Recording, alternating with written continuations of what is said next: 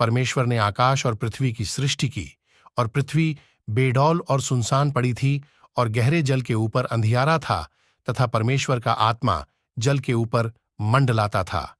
तब परमेश्वर ने कहा, उजियाला हो, तो उजियाला हो गया। और परमेश्वर ने उजियाले को देखा कि अच्छा है, और परमेश्वर ने उजियाले को अंधियारे से अलग किया, और परमेश्वर ने उस अंतर को आकाश कहा। तथा सांझ हुई, फिर भोर हुआ। इस प्रकार दूसरा दिन हो गया। फिर परमेश्वर ने कहा, आकाश के नीचे का जल एक स्थान में इकट्ठा हो जाए, और सूखी भूमि दिखाई दे। और वैसा ही हो गया। और परमेश्वर ने सूखी भूमि को पृथ्वी कहा, तथा जो जल इकट्ठा हुआ उसको उसने समुद्र कहा।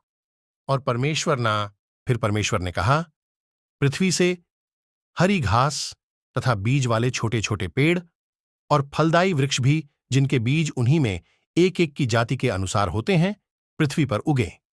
और वैसा ही हो गया। तो पृथ्वी से हरी घास और छोटे छोटे पेड़, जिनमें अपनी अपनी जाति के बीज होता है, और फलदायी वृक्ष, जिनके बीज एक एक की जाति के अनुसार में होते हैं, उगे। और परमेश्वर ने देखा कि अच्छा है। तथा सांझ हुई, फिर भोर हुआ। इस प्रकार तीसरा दिन हो गया।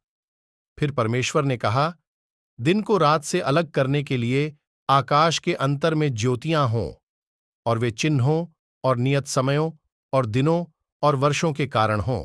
और वे ज्योतियां आकाश के अंतर में पृथ्वी पर प्रकाश देने वाली भी ठहरें। और वैसा ही हो गया।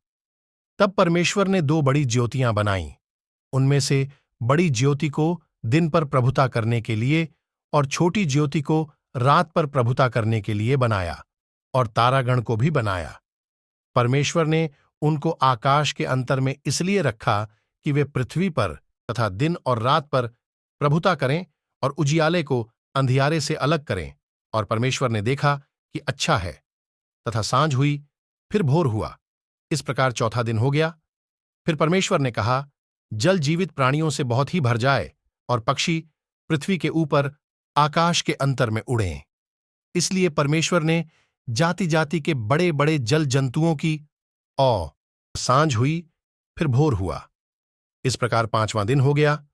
फिर परमेश्वर ने कहा, पृथ्वी से एक एक जाति के जीवित प्राणी, अर्थात घरेलू पशु और रेंगने वाले जंतु, और पृथ्वी के वन पशु जाति जाति के अनुसार उत्पन्न हों। और वैसा ही हो गया। सो परमेश्वर ने पृथ्वी के जाति जाति के वन पशुओं को, और जाति जाति के घरेलू पशुओं को, और जाति जाति